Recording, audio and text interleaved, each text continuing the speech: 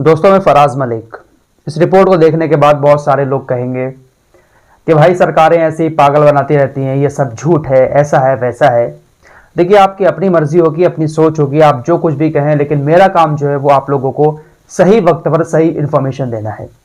देखिए, गोदी मीडिया बहुत सारी बातें आपको बता रहा है, लेकिन मेरी कोशिश ये रहती है कि आपको बहुत आसान शब्दों में सरकार की तरफ से जो भी गाइडलाइन जारी की जाती हैं, अब चाहे वो आपको अच्छी लगे चाहे बुरी लगे, लेकिन गाइडलाइन तो जारी हो जाती है ना, तो उन सारी गाइडलाइनों को सही से आपके सामने रख सकूं।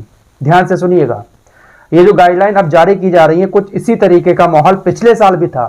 दिसंबर और जनवरी में इसकी शुरुआत हो गई थी और मार्च अप्रैल मई में क्या आलम था वो आप सभी ने देखा होगा।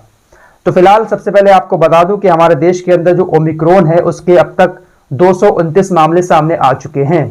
पहला मामला 2 दिसंबर को सामने आया था और 20 दिन के अंदर मामले 229 तक पहुंच चुके हैं ओमिक्रॉन के। इसके अलावा कोरोना का और भी मामले देश के अंदर तकरीबन 6-6.5 हजार रोजाना आ रहे हैं। इस वक्त की बड़ी खबर यह आ रही है कि अखिलेश यादव की पत्नी डिंपल यादव और उनकी बेटी भी कोरोना पॉजिटिव पाई गई हैं। बाकायदा उन्होंने ट्वीट करके इस बात की जानकारी दी है कि पिछले कुछ दिनों में जो लोग मेरे संपर्क में आए हैं वो लोग भी अपनी अपनी जांच कराएं। अब अखिलेश यादव को भी यहां पर क्या जांच करानी पड़ेगी। हालांकि उन्होंने ये बात भी कही कि मैंने दोनों खुराकें ले ली हैं कोरोना वैक्सीन की, लेकिन इसके बावजूद भी वो कोरोना संक्रमित पाई गई हैं। ये इस वक्त की बड़ी खबर है। अब इस कोरोना को देखते हुए हमारे देश की सरकारें भी अलर्ट पर आ गई हैं। सबसे पहले आपको केंद्र सरकार की बात बताते हैं, उसके बाद दिल्ली सरकार ने कौन कौन से नियम लागू किए हैं और कहां कहां पर क्या क्या नियम लागू हुआ है, सारी चीजें आपको बताऊंगा। केंद्रीय स्वास्थ्य मंत्रालय के जो सचिव हैं राजेश भूषण, उन्होंने सभी राज्यों और केंद्र शासित प्रदेशों को चिट्ठी लिखी। उसमें लिखा कि आप कोरोना को रोकने के लिए नाइट कर्फ्यू का सहारा लें।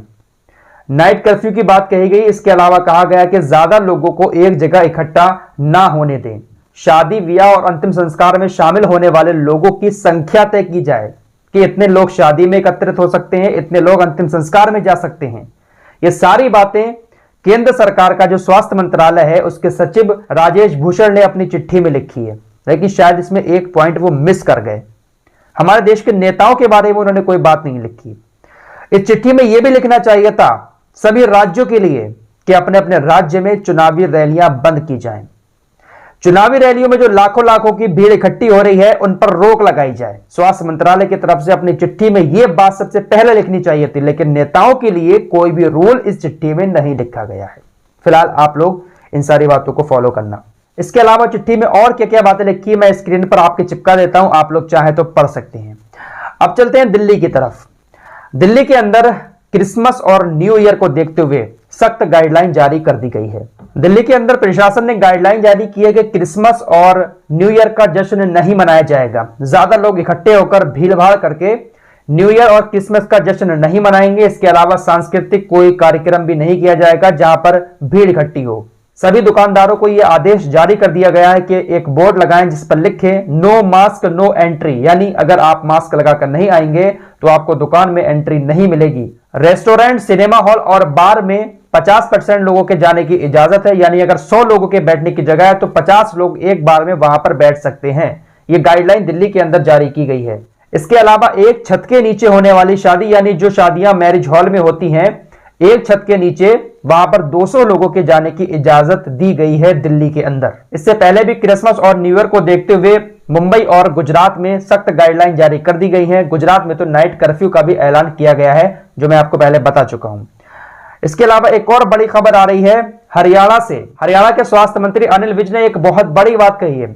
हरियाणा के अंदर अगर जिन लोगों के दोनों वैक्सीन की खुराक नहीं लगी होंगी वो 1 जनवरी से बस, ट्रेन, रेस्टोरेंट, मॉल्स, यहां कहीं पर भी प्रवेश नहीं कर पाएंगे। यानी जो बसें हैं उन बसों में भी नहीं बैठने दिया जाएगा, ट्रेनों में भी उनको नहीं बैठने दिया जाएगा और साथ ही साथ मॉल और रेस्टोरेंट में भी उनको प्रवेश नहीं मिलेगा हरियाणा के अंदर जिन लोगों के दोनों वैक्सीन नहीं लगी है। 1 जनवरी से यह सख्त नियम लागू कर दिया जाएगा हरियाणा के अंदर। यह बात बाकायदा वहां के स्वास्थ्य मंत्री की तरफ से कही गई है। अब इस बात को लेकर गुरुवार को हमारे देश के प्रधानमंत्री नरेंद्र मोदी साहब एक रिव्यू मीटिंग भी करने वाले हैं और कैसा है माहौल कोरोना का, इन सारी चीजों पर चर्चा करेंगे। प्रधानमंत्री जी, अगर मेरी बात आप तक पहुंच जाए तो कृपया करके इस बात पर भी मीटिंग कर लेना कि ये जो 5 राज्यों में चुनाव हो रहा है ना, प्लीज इस भीड़ को भी थोड़ा कम कर देना।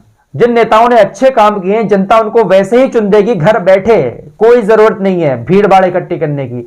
आपको अगर लगता है कि हमारी सरकार अच्छी है, हमारे नेताओं ने अच्छे काम किए हैं, तो जनता आपको वैसे ही चुन देगी, कोई जरूरत नहीं है भीड़ भाड़ इकट्ठी करके लंबे चौड़े भाषणबाजी करने की। पिछले साल आप देख चुके हैं कि कोरोना के टाइम में कैसा प्रचार प्रसार हो रहा था, उसके बाद कोरोना का क्या हाल हुआ है। फिलहाल इस रिपोर्ट में इतना ही, मिलते हैं एक और नई वीडियो के साथ। अगर जैसे ही कोई और गाइडलाइन आती है आपके सामने लेकर हाजिर हो जाएंगे।